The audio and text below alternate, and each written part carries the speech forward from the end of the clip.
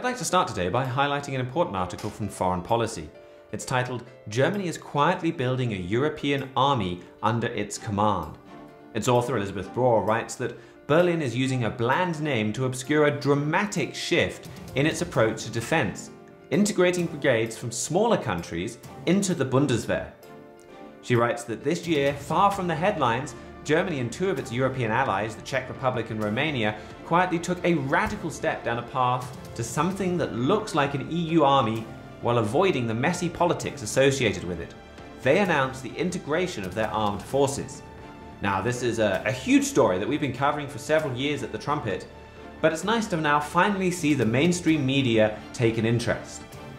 The majority of the Dutch army is already under German command, and one of the commanders of one of these brigades said that many countries want to cooperate with the Bundeswehr, and the article went on to talk about how Scandinavia could be the next group of countries to integrate their militaries into the German army. So should we be worried about Germany leading this new type of European army? Well, we've got an exciting visitor coming to Edstone today and tomorrow to help answer that question. Nicholas Frank is a German author and journalist. He's the son of Hans Frank, whom Hitler appointed Governor General of Poland during World War II. Now, Nicholas Frank detests his father and what he did during the war. He's written and talked about him extensively, but he's also been warning about Germany. Just this year, he had a book out about how Germany did not denazify itself properly after World War II, and on about how after just a few years, Nazis were back in key positions. His book's currently only available in German, but he's traveled around the world warning that Germany could still pose a danger to Europe and to the world.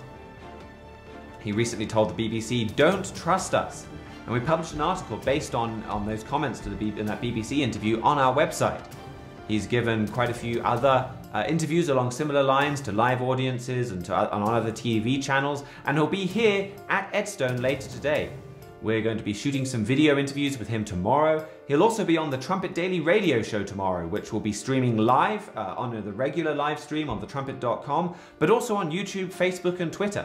That will be going out live at 7 AM tomorrow in the central time zone in the US. It will be available around the world. The recordings, as usual, will be available later, and then hopefully we'll have much more material based on those interviews soon.